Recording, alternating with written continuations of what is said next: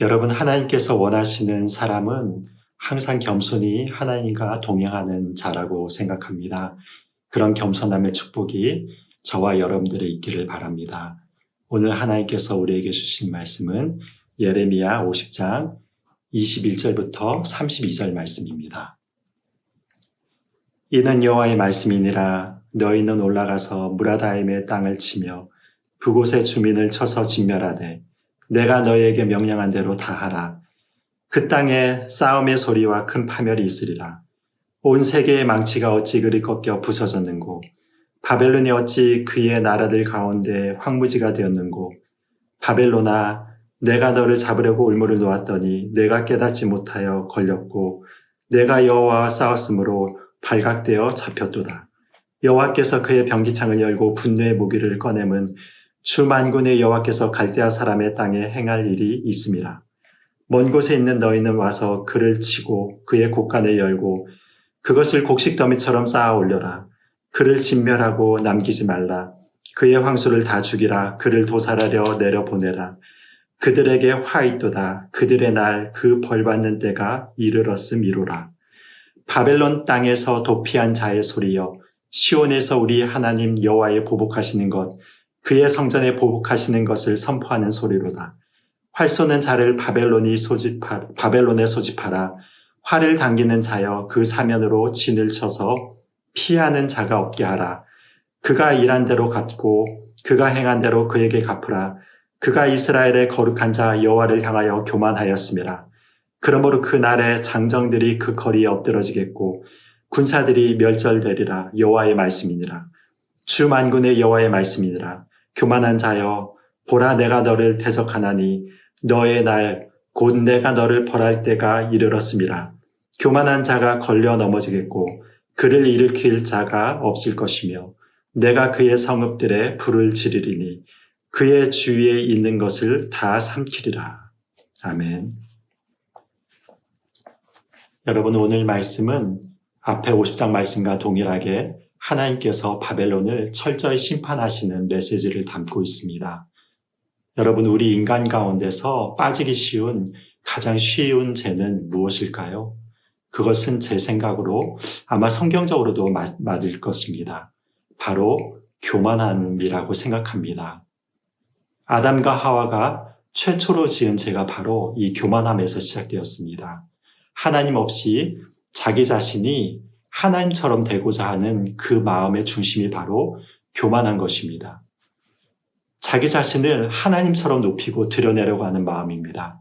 그런데 여러분, 유감스럽게도 교회 가운데서 믿는 자들 가운데서도 이런 교만한 자들을 심심치 않게 볼 수 있습니다. 사실 교회 가운데서도 하나님을 섬긴다고 하지만 자신이 없이 교회가 돌아가지 않는다고 생각하시는 그런 분들을 종종 볼 수가 있습니다. 여러분, 그것은 교만한 마음입니다.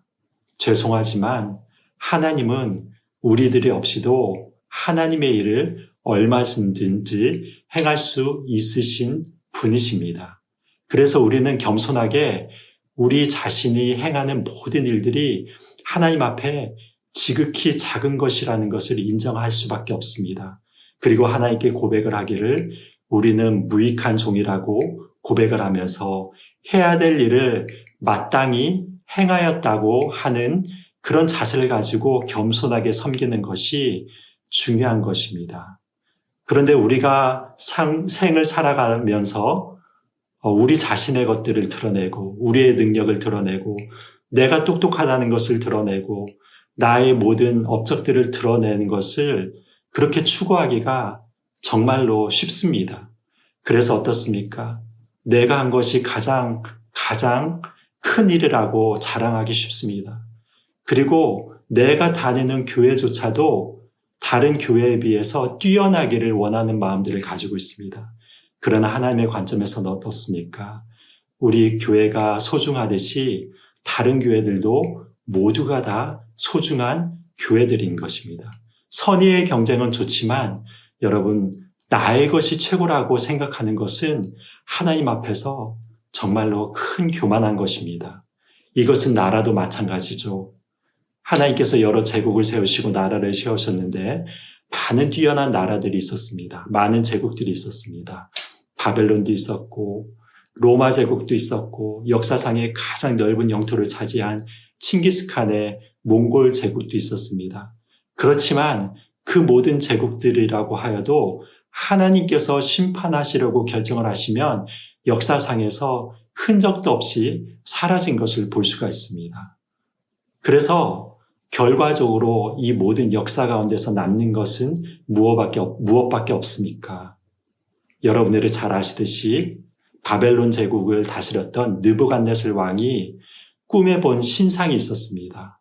그런데 그 신상의 종말이 어떻습니까? 그 신상이 아무리 무섭고 화려하게 보였어도 마지막에 하나님께서 보내신 한 돌에 의해서 무너졌고 그리고 바람이 불어서 흔적도 없이 사라졌습니다. 이것은 무엇을 의미합니까? 그 모든 제국들과 나라들이 하나님의 손에 의해서 멸망을 받고 맨 마지막에는 바로 하나님이 세운 나라만이 영원할 것이라고 하나님께서 다니엘서를 통하여서 예언해 주신 것을 볼 수가 있습니다.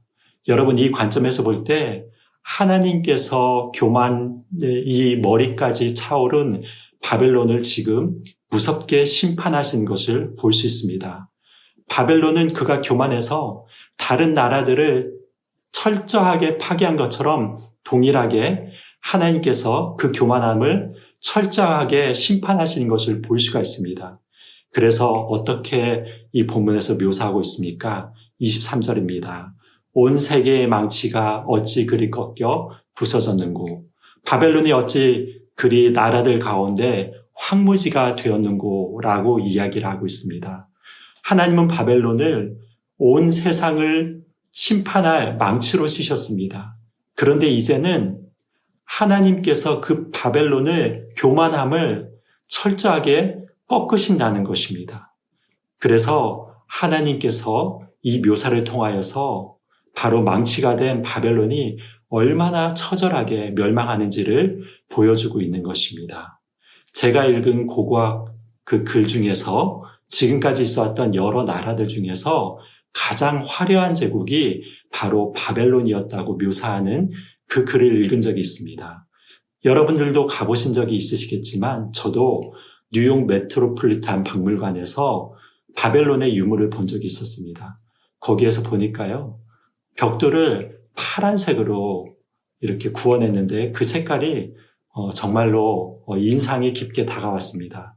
그런데 그 벽돌들이 아직도 그런 파란색을 유지할 수 있는 이유들이 바로 바벨론에서 벽돌을 구워낼 때 방수가 되도록 높은 온도에서 구워냈기 때문에 아직도 그 색상을 유지하고 있다는 글을 읽은 적이 있습니다.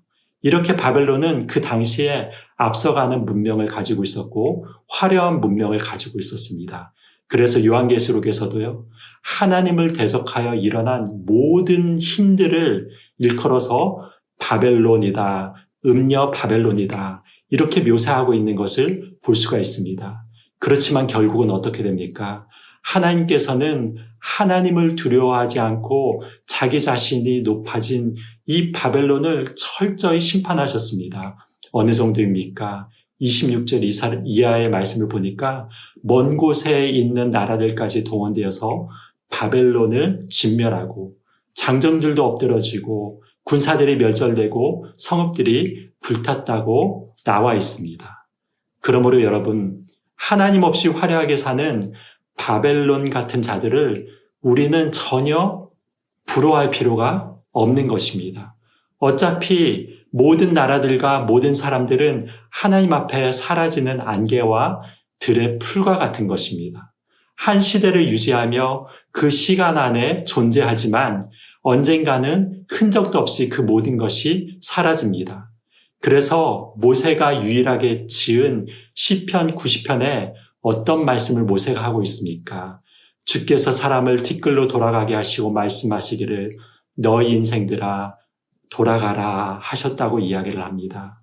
그리고 모세는 이어서 인생들을 향해서 잠깐 자는 것 같으며 아침에 돋는 풀 같아서 아침에 꽃이 피어 자라다 저녁에 시들어 마르는 것이 바로 인생이라고 이야기를 하고 있습니다.